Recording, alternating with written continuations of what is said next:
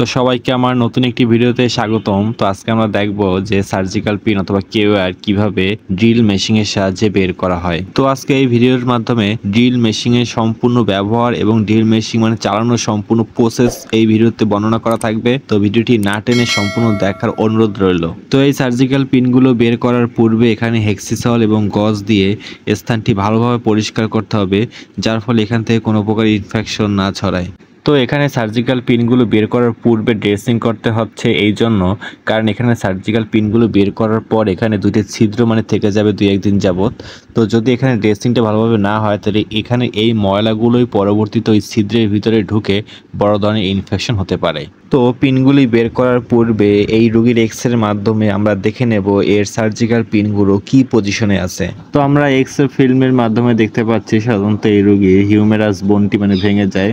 এরপরে এর এলবো জয়েন্টের মাধ্যমে এই সার্জিক্যাল পিনটি সরাসরি হিউমেরাস বোনের ভিতরে মানে দেওয়া হয়। তো এখানে দুটি পিনের ভিতর আমরা প্রথমে ছোট পিনটি বের করব। তো ছোট পিনটি বের করার জন্য আমরা একটি হাতে মানে প্লাস নিয়ে নিলাম এবং প্লাস নিয়ে আমরা পিনটি ধরে এরপর ডানে বামে মুভ করতে হবে এবং সাথে সাথে পিছন দিকে মানে প্রেসার দিয়ে এটি বের করে ফেললাম।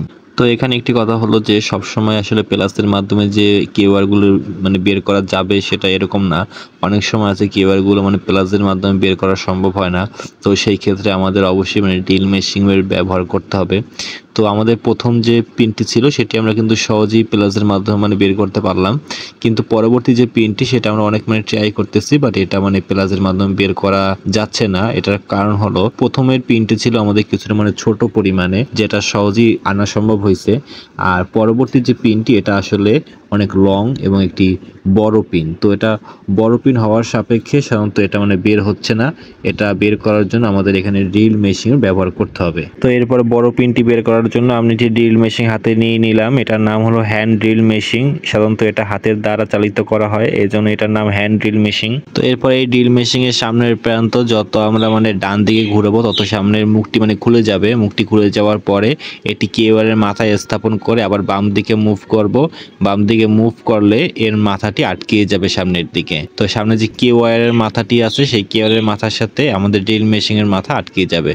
তো এই জন্য আমাদের মানে বাম দিকে মুভ করতে হবে। তো এরপর আমাদের আটকানো হয়ে গেলে এরপর একটি হাতে একটি ছোট মানে ক্ল্যাম্প নিয়ে ড্রিল মেশিন এর সামনের প্রান্ত আরেকটু মানে জোরে টাইট দিয়ে আমরা আরেকটু আটকিয়ে দেব, যার ফলে এটা ভালোভাবে কেওয়ারের প্রান্তের সাথে আটকিয়ে যায়।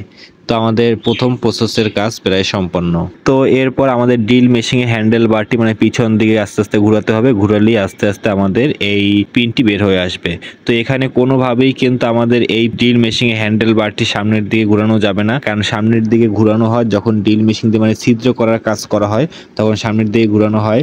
আর যখন আমরা কোনো কিছু মানে বের করব তখন এটা মানে পিছন দিকে ঘোরাতে হবে, তাহলে এটা বের হয়ে আসবে। তো আজকে ছিল এই পর্যন্তই। যদি ভিডিওটি ভালো লেগে থাকে তাহলে অবশ্যই আমার চ্যানেলটি সাবস্ক্রাইব করে রাখবেন এবং এরপর কোন ধরনের ভিডিও দেখতে চান তা আমাকে কমেন্ট বক্সে কমেন্ট করুন, সেই ধরনের ভিডিও আমি ট্রাই করব। তো এত সময় ভিডিওটির সাথে থাকার জন্য সকলকে জানাই অসংখ্য ধন্যবাদ।